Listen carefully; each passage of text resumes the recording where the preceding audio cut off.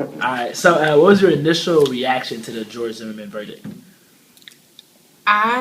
When I saw it, I think I was driving on Twitter. I saw it and I immediately just parked. Like, my heart felt so heavy. You would have thought it was like my little brother and my little cousin. It was crazy. I would like my heart was heavy and tears began to fall. It was crazy. Like I just was in such disbelief, was shocked. Couldn't believe it. I still can't. I think I shed like one single tear, like just thinking about it. My eyes watered. Like all I could think about is just like I was scared thinking like, how am I supposed to feel? Like how am I supposed to react? Because I know that there's something that needs to happen, but what am I supposed to do? Like it's just like it's a bunch of different emotions. Yeah. Confused. I'm still confused. With the not guilty verdict, what is it that he's not guilty of? I don't understand because you shot an unarmed black teenager and I can't understand that, like I even 24, 36, 48 hours later, I'm still angry, I'm outraged. I heard the verdict, some of my first words were I feel like I've lost all faith in the justice system. And it made me think about just the fact that black bodies are not respected, are not valued, they're dehumanized. And so I think it angered me because what it pretty much says about our judicial system is that because black bodies aren't respected, then our lives aren't counted when it comes to looking at how we're fairly utilizing legislation and rules to govern how we operate in society. Because there is no respect. Honestly, it's like you can't take the law into your own hands because you're punished for that. But then the law doesn't stand up for you either.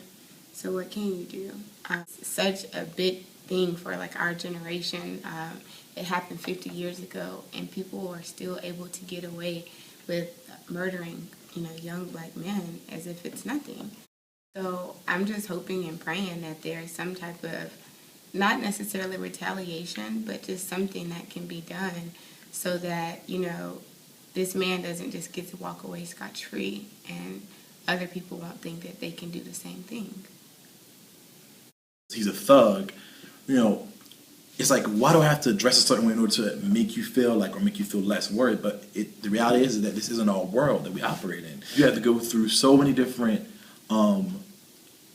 levels to prove that you are somebody who's worth something. So, I have no doubt that maybe if Trayvon was a student, or they weren't trying to paint these, if he wasn't suspended from school from marijuana, if he didn't have these things that like on any other particular individual, a white boy who may have been suspended for a trumped up charge, which is marijuana, that's looked at or passed off as a very youthful mistake.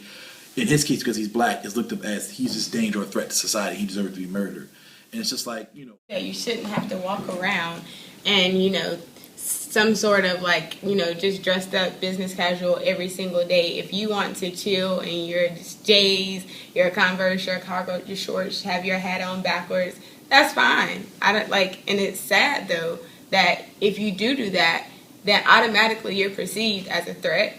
You're perceived as like an uneducated male, and people have this fear of you.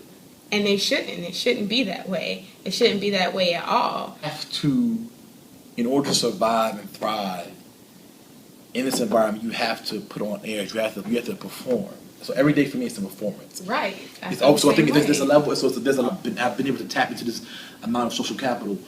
I don't want to be perceived as a local if that's going to invite unwanted attention. It's going to invite unwanted stereotypes. It's going to depict or help them draft out who I am or them something about who I am. So it's just like it's like damned if you don't. So it's like, and if you don't want to be perceived as a local, then it's automatically like, what are you somehow saying? Like it's catch-22, or are you somehow saying that you're better? Right.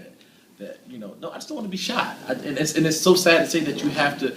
It's so complicated. It's complicated when we look at our history. But it's like it's literally it's like my best advice to black men in general is just find something you're passionate about, thrive in it, and use how you're successful at, use it to influence other black men. And for me, it's simple. It's just I'm all about this whole collective chain of pulling individuals out as you're successful. As you're successful, pull somebody else out and encourage them to be successful, and to use their success to pull another brother out, and just keep it going. I feel like. Right.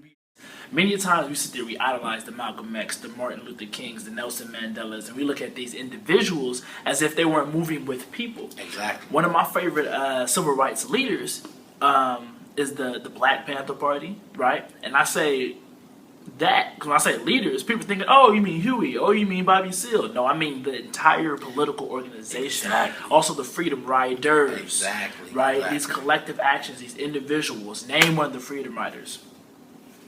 Exactly, right? And so, but we can name this group. We can name their impact, and I think that's what we need to look for. To name our impact that we can do as one person, whether we do it as a collective, on our own, whether we're idolized or not. Exactly.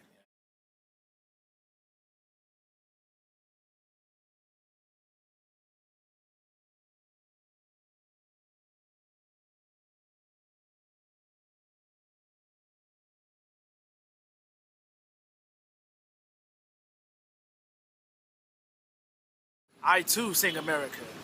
I am the darker brother. They send me to eat in the kitchen when company comes, but I laugh. I eat well and I grow strong. Tomorrow I'll sit in the table when company comes. Nobody will dare say, eat in the kitchen then. Besides, they'll see how beautiful I am and be ashamed. For I too am America.